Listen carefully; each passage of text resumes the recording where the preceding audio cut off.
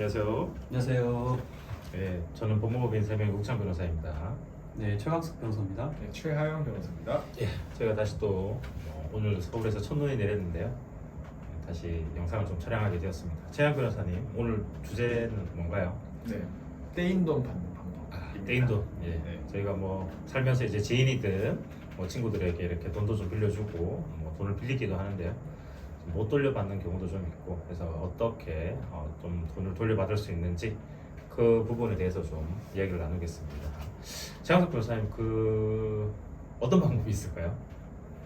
네, 크게, 네, 크게 한번. 예, 크게는 네, 우리가 돈을 빌려줄 때 보통 차용증이라는 걸 작성을 하고 빌려주는 경우도 있고, 아니면 그냥 친한 친구다 보니 그냥 계좌이체 내역이 남으니까 그냥 빌려주는 경우도 있고, 또 때로는 이게 내가 빌려주는 건지 아니면 투자로 뭐 그 사람이 말한 곳에 투자를 하는 건지 약간 불분명한 경우도 있는데, 일단 형사적으로는 민사적으로 먼저 말씀드릴게요. 민사적으로는 차용증이 있는 경우에는 그 차용증에 기해서 그 차용금 반환해소, 대여금 반환해소 이렇게 소송을 제기할 수 있고, 그리고 형사적으로는 만약에 그 사람이 돈을 빌리거나 투자를 받는 과정에서 뭐 반드시 고지해야 될 사항을 고지하지 않았거나 아니면 의도적으로 뭐 거짓말을 했다거나 네. 이런 경우에는 사기죄로 고소를 할 수 있겠습니다. 그러면 정리하면 이제 형사적인 측면에서는 고소를 통해서 어쨌든 좀 문제를 해결할 수 있고, 민사적으로는 어떠한 책임을 또 민사 소송을 통해서 돈을 좀 돌려받을 수 있고. 그 최양석 변호사님, 최양 변호사님 두 가지의 성격이 좀 다르잖아요. 그 형사 고소의 부분, 그다음에 민사 소송을 제기하는 부분.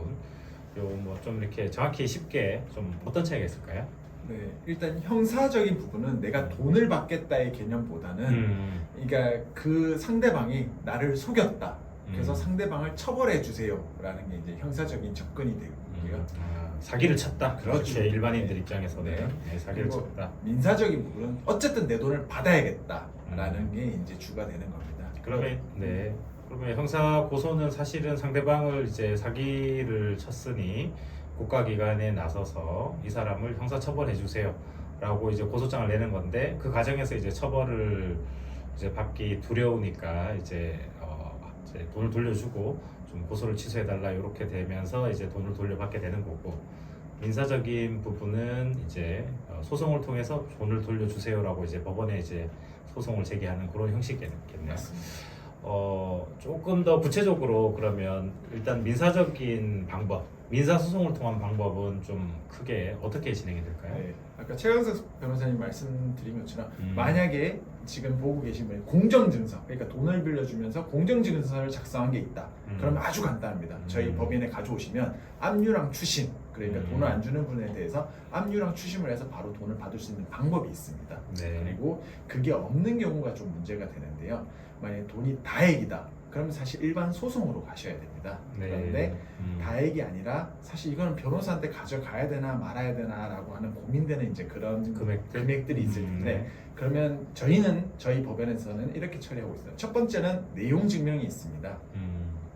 법무법인 이름으로 상대방에게 당신이 언제 돈을 빌렸는데 갚지 않고 있는다, 빨리 달라, 그러지 않으면 형사든 민사든 절차를 취하겠다 라고 해서 내용 증명을 보내게 됩니다. 일단 달라, 돈 네, 주세요 맞습니다. 라고 이렇게 공식적으로 네. 통지를 하는 게 있겠네요, 그죠? 네, 거기서 좀 해결이 될 수 있는 부분도 있고요. 네. 거기서 해결이 안 되면 지급 명령 신청이라는 것이 있습니다. 네. 일반 소송은 좀 시간도 많이 걸리고 비용도 이제 드는 반면에 지급 명령 신청이라는 것은 상대방이 내가 제기한 지급 명령 신청에 대해서 이의 제기가 없다면 아주 단기간에 적은 비용, 소송 비용으로 그 판결의 효력을 가질 수 있습니다.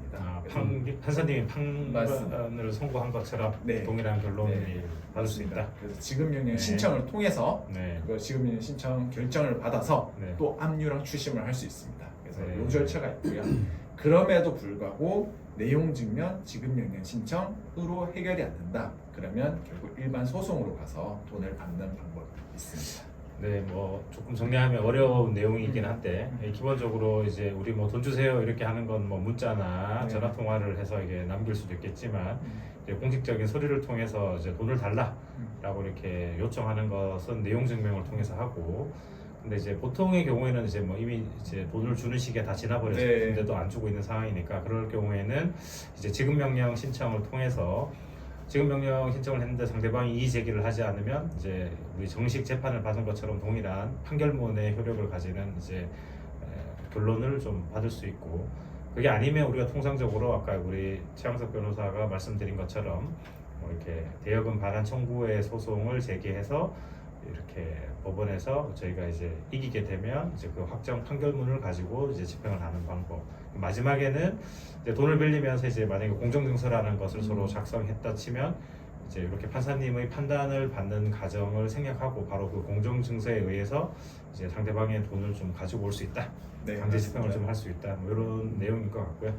자, 뭐 민사적인 부분은 뭐 조금 좀 어려운 용어가 있긴 한데요. 일단 형사적인 측면에서 또 최양석 변호사님이 좀 설명해 주시죠.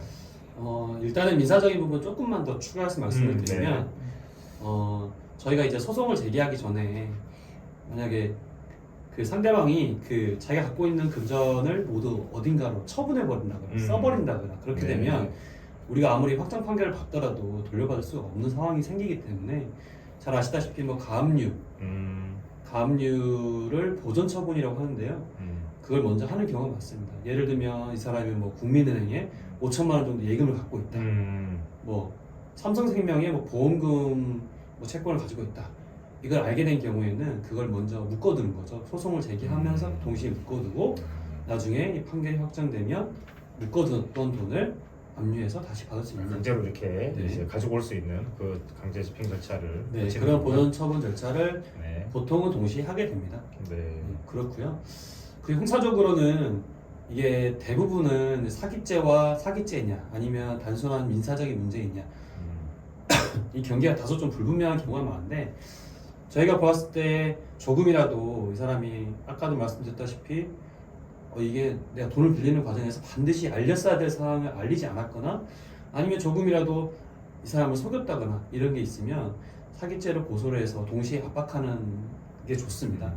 그리고 이제 보통은 민사적인 문제는 형사보다는 사람들이 느끼는 압박감의 정도가 덜하기 때문에 형사적으로 내가 이제 수사선상에 올라서 피의자로서 경찰서에 나가서 조사를 받아야 된다고 하면 굉장히 부담스럽거든요.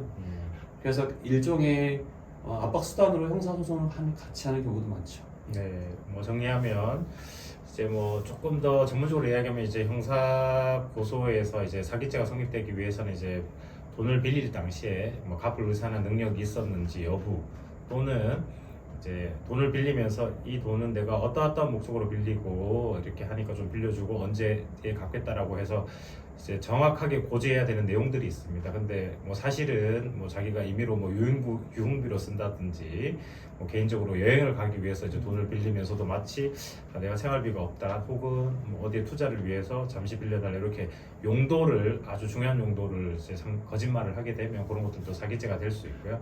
다만 이제 우리가 살아가면서 또 예기치 않게 돈을 못 갚게 되는 경우도 있기 때문에 이 모든 것들이 다 돈을 못 갚으니 사기이다 이렇게 볼 수는 없고 그건 그 당시의 요건에 따라서 사기죄가 될 수도 있고 단순히 이제 민사적인 문제, 돈을 안 갚는 문제, 채무불이행이라고 하고요. 그런 문제가 좀 될 수 있겠습니다. 그 뭐 조금 어려운 내용이긴 한데요. 크게 정리하면 뭐 형사 고소를 통해서 사기를 쳤다 이렇게 수사기관에 고소장을 제출하고 형사 처벌의 프로세스가 진행이 되다 보면 돈을 갖게 되는 경우도 좀 있고 우리 차영 변호사께서 말씀하셨던 것처럼 민사 소송을 통해서 이제 판사님의 판단을 받아서 판결문을 통해서 상대방이 가지고 있는 재산이나 이런 부분에 대해서 이제 본인의 이제 빌려줬던 돈을 되돌려 받는 방법 또 그리고 그 과정에서 이제 상대방이 이제 재산을 또 빼돌릴 수 있고 뭐 여러 가지 처분할 수 있으니 그걸 좀 이렇게 홀딩시키는 뭐 가압류 등 이런 절차가 좀 있다. 이렇게 좀 정리를 하겠습니다. 네. 자, 오늘은 여기까지 하겠습니다. 감사합니다.